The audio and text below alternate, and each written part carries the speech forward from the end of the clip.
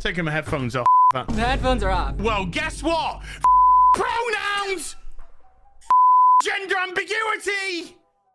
Current day Californian shit! That is all of that really necessary? It's just pronouns, right? It's just pronouns? Like, just pick one and keep it going. You don't have to look at it for that long, sir. Even having the option of choosing a pronoun sets these people off. Hi everyone, it's Samantha Lux. Welcome back to my channel. So long gone are the days that the LGBT community, the trans community, got to be the snowflakes. And honestly, I'm devastated. I loved being a cute, petite little snowflake falling from the sky. I was so cute, so cool. Get it? Cool? Because snowflakes are cool. I was everything. But now, that is no longer transphobes, and the extremist conservatives have effectively taken our title of snowflakes. They've taken my title of snowflake queen. I really should have worn like a cute little white dress or something, like a little snow princess dress. Would have been very fitting. But we've officially been out snowflaked by this dude, Mr. Dan.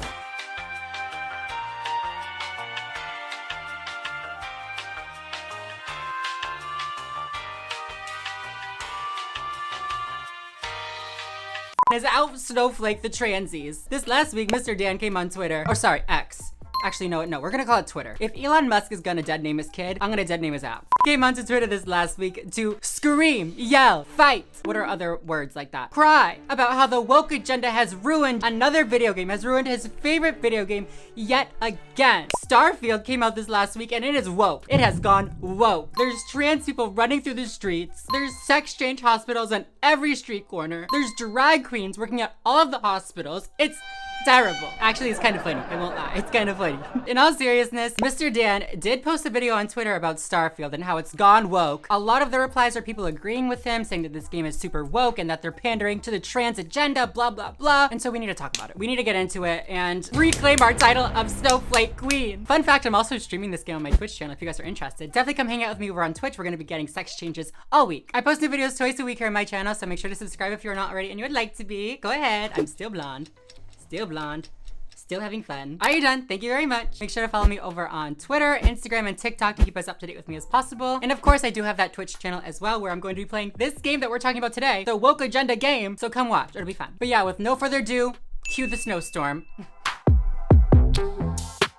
Bethesda Games recently released Starfield. It looks very, very fun. I can't wait to play it. And people have been going crazy because apparently it's gone woke. Apparently there is transies in it. I have not played yet, but I'm excited to find them. I've heard a lot of great things about the game. I saw some of the gameplay. It looks super, super fun. And so I'm honestly a little confused. I'm like, what is he talking about? I didn't see no transies in the trailer. I wish I have. But yeah, let's hear him out. Let's see what he has to say. Okay, roll the tape.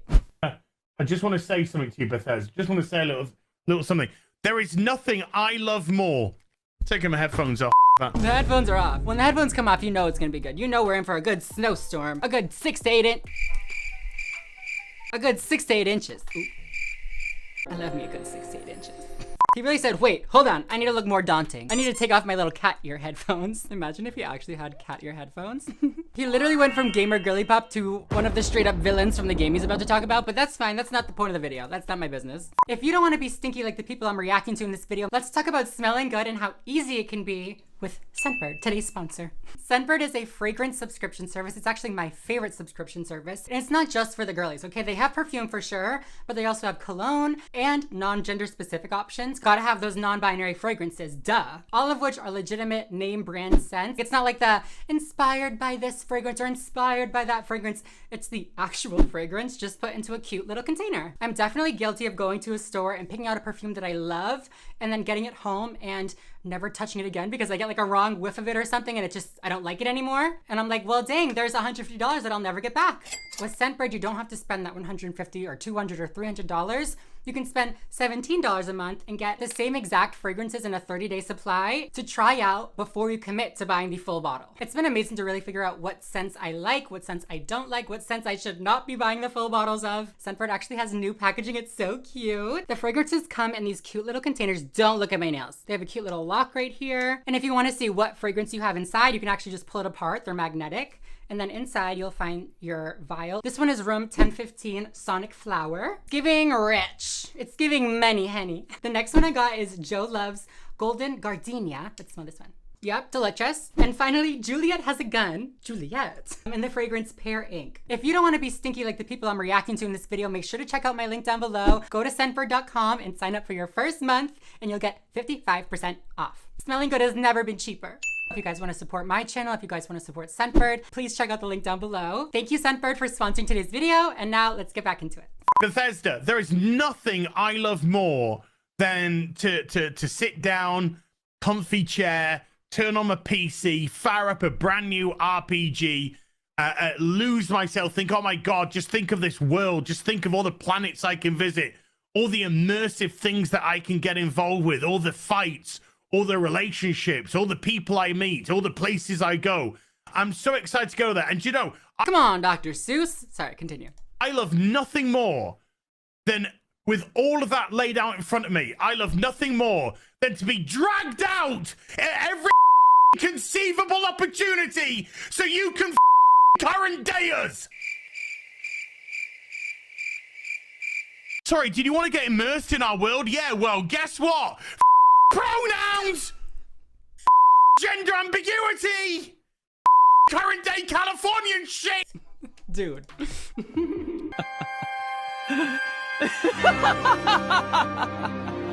Buddy, yikes, buddy, yikes. Listen, like, I dissociated a lot of my life, right? I love me a nice immersive experience where I can really get into the game, you know, spend a couple hours just being somebody else, you know, I get it, I vibe. And I have, ever since I was young, you know, whether it be binging Netflix in my dark bedroom or playing my little Game Boy Advance at school to like get away from people bullying me. Or even when I was really, really young, I would play like make-believe games with my friends and I'd be like, okay, well, I'm gonna be a girl in my make-believe game. That's not relevant. The point of the story is I also love a nice immersive game, okay? Video games and media of the sort were kind of my way to survive when I didn't think that I really like belonged in the real world. I feel like that's why so many people in the LGBTQ community are into gaming, because it allows us to be somebody else for a little while. So many of us sought comfort in these digital worlds and that sense of safety that came from like fighting bokoblins or whatever.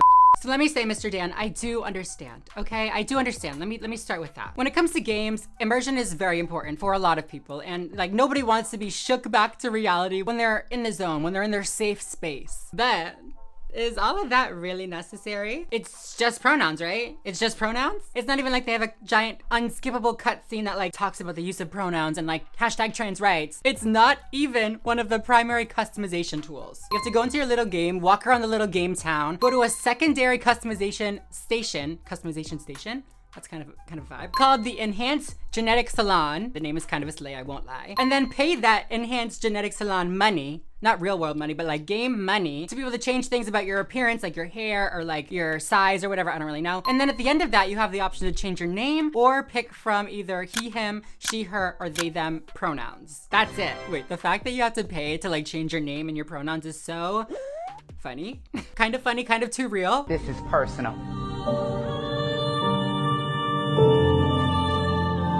I'm with Dan on this one. The paying to change your name and your pronouns is too real. That's too much like reality, okay? Bring it back to the immersion. Because that's all we know! Because we're boring! We're so boring! This man is yelling about pronouns, talking about how people are boring. I'm sorry. We can't see past our own reflection. That's the level of our narcissism here at Bethesda Western Game Company. All I can say is I'm sorry, like this man's... Your immersion, you having a good time, you falling into a world and just getting lost. No, no, no, current day. Fuck off. You're boring, you're dull, you have nothing to say. You are a one-hived mind twat waffle. I can't, the twat waffle actually kind of got me good. That was kind of funny. Yeah, but no, Mr. Dan, you're so right, sir. The game designers who designed a game for everybody, they're the narcissists for including a setting that would allow more people to feel immersed in the game, not the full-grown man yelling at them because they didn't shield his baby eyes from the trans cult. Like, one, this sucks, and Bethesda, please fix this, but the game doesn't even use the pronouns that you select, like, a lot of the time. Like, imagine how much better Dan's reaction would have been if this wasn't such a minute feature of the game. Imagine if this had been broad scale. You know what I mean? Imagine if you had, like, a pronoun name tag or something. Oh my god, that would have been the video of a century. And two, like I said, the setting is so out of the way, and even when it is on screen, it's only there until you pick an option. Like, just pick one and keep it going. You don't have to look at it for that long, sir. Even having the option of choosing a pronoun sets these people off. They want to live in a bubble that does not even acknowledge our existence. No, I'm sorry. They want to live in a real world. They want to live in a reality that does not acknowledge us or even have us in it. That's all you are! And you wonder why people are getting so sick and tired. You take everything we love, all our emotions, all our fantasies, all our escapism, and you just can't help shovel your dog ideology into everything, every single solitary thing. I guarantee the game developers are sitting there like, hee hee hee hee hee. Got you good, sister. Got you good, you little snowflake. Thanks for the promo. Hee hee hee hee. And if they're not, they're terrified. They're calling security because this man is scary looking. Mr. Dan, I'm so sorry to burst your transphobic little bubble. I'm just kidding. I'm actually not sorry. I love doing this. This is my favorite thing to do. I love bursting transphobic bubbles. Dan, Bethesda, which is the studio that made this game, I'm not sure they're who you think they are. I don't know if you guys are on the same page. Like, did you know that Elias Tofaxis, I don't know how to say your name, I'm so sorry, Elias. Or Elias, I don't know, I'm so sorry. Who was the voice actor of one of the characters in Starfield, says that the character was specifically written and voiced to be a bisexual man. Apparently he like flirts with men and women throughout the game and like, I don't know what else, but he's bi. That's one LGBT point right there, sir. Also, did you know that Bethesda Games made these games as well? And did you know they're gay as hell? Fallout 2, which was made in 1998, was the first ever Western mainstream game that featured same-sex marriage. Did you know that? Did you know that Fallout Brotherhood of Steel featured a bi and lesbian woman? Did you know that Fallout 3 and Fallout 4 also had multiple gay characters, as well as Skyrim, the all-time fan favorite Skyrim? Skyrim had gay characters, and now you're gonna come for Bethesda and say that they're going woke and they're getting political because they have pronouns? Bro. Like, granted, the gay characters were not like this big character arc or even main characters of the storyline, but neither are pronouns, babe. Neither are pronouns. And honestly, I would argue that they are less significant than the gay characters. Additionally, I really don't want to hear how Bethesda has gone political and it's ruining your immersion to your little game. Because if you've played Skyrim or even the Fallout games, the plotlines are very political. They talk about the political and social implications of literal war. They have themes of sexism and racism. Like, this is just not your utopian little fantasy game. It's not. But by all means, Mr. Dan, if the game is boring to you, put it down. Focus, get that bitch up out of here. Put down the controller, Mr. Dan. But no. Now he continues. He loads that game right back up after he's screaming at his webcam. Screaming. I'm pretty sure he fucking broke the sound barrier of his microphone, if that's a thing. Yes, he continued. Honestly, that's my favorite part of the entire video. And no, it's not just because it's the end. It's because he just goes right back to playing. He hates pronouns a lot, but not that much. He said, I'll deal with the transies. Personally, I will never get sick of transphobes or conservative reactionaries like this losing it over pronouns in a video game. Like, it just doesn't get old. Dan, touch some grass. It's gonna be okay. Okay, you guys, I think that is pretty much it for this video. What do you think? Are pronouns the end of the world? Are they the end of space as well? Because this game isn't even on the world, it's on space? Honestly, if pronouns can take down the world, I don't think it's a world that we should be living in. Seems a little bit too fragile to me. But yeah, you guys, let me know what you think down below in the comments below. Don't forget, I want to hear what you have to say. If you like this video, make sure to give it a thumbs up down below. I post videos every single week here on my channel, so subscribe if you're not already and you would like to be. And yeah, other than that, I think I'm gonna go. So thank you all so much for watching, and I will see you in the next video. Bye, everyone.